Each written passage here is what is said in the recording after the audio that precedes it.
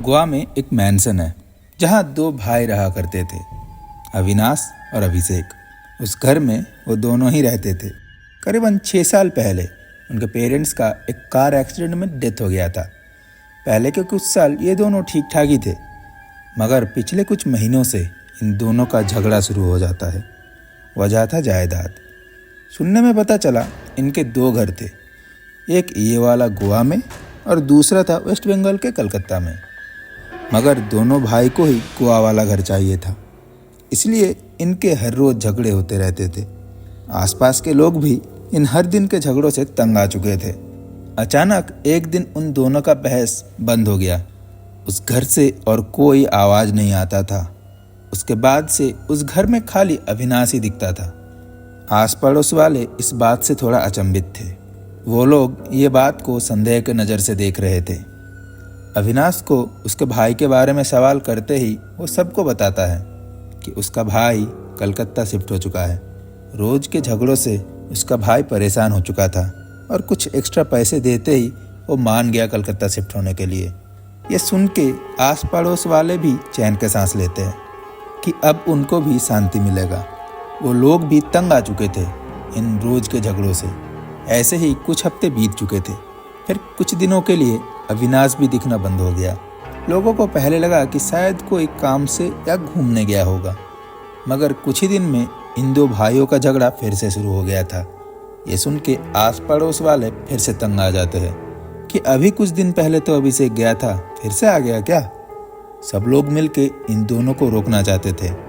अभिषेक जाने से पहले तो 2 भाई हमेशा झगड़ा करते हुए रास्ते पे उतर आते थे, मगर इन दिनों झगड़ा का आवाज़ खाली घर के अंदर से ही आता था, इसीलिए पड़ोस वाले इनको रोक भी नहीं पा रहे थे।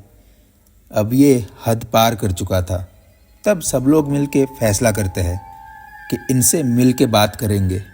मगर कुछ दिनों से अभिषेक और अविनाश घर से बाहर ही नहीं निकले थे, तो इनसे किसी का बात भी नहीं हो पा रहा था।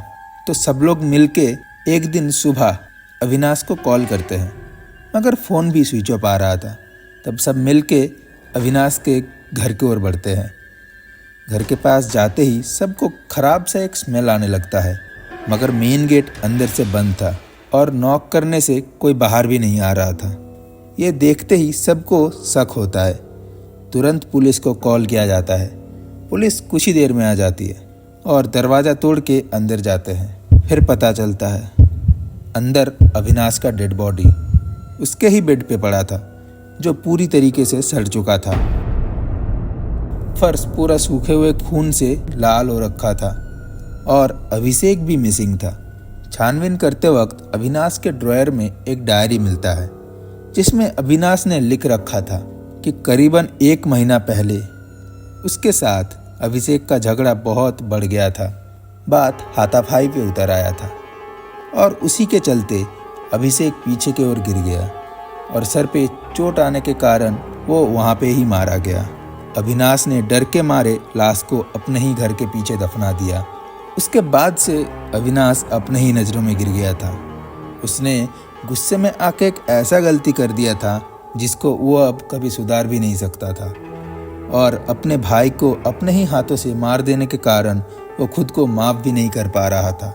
उस दिन से उसके साथ अजीब घटनाएं भी घटने लगे। उसे हर जगह अभिषेक दिखाई देता था। वो सोने का कोशिश करता तो सपने में भी जैसे अभिषेक उसे सताता। वो इन सब चीज़ों से अब बहुत परेशान हो चुका था और एक दिन ये सब के चलते उसने अपना हाथ का नस काट के आत्महत्या कर लिया। पुलिस ने भी लाश को देख के बोला कि मौत महीना भर पहले तो हुआ ही होगा, और डायरी के मुताबिक पुलिस को अभिषेक का भी लाश मिल गया था, घर के पीछे दफने हुए हालत में। मगर पड़ोस के लोग ये बात मानने को राजी ही नहीं थे, क्योंकि वो सब तो कल रात तक ही इन दोनों का झगड़ा सुन सकते थे। मगर इन बातों पे पुलिस ने विश्वास नहीं किया। पुलिस के जाने के बाद उस रात भी उन दोनों का झगड़ा सबको सुनाई दे रहा था। ये सब देखते हुए पूरा कॉलोनी घबरा जाता है।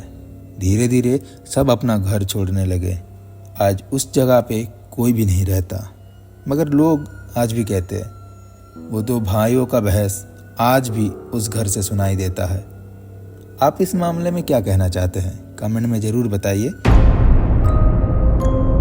ओके, तो दैट्स इट फॉर टुडे। अगर वीडियो कहीं भी अच्छा लगा हो तो फिर लाइक एंड सब्सक्राइब जरूर करके जाना। मिलते हैं नेक्स्ट स्टोरी के साथ।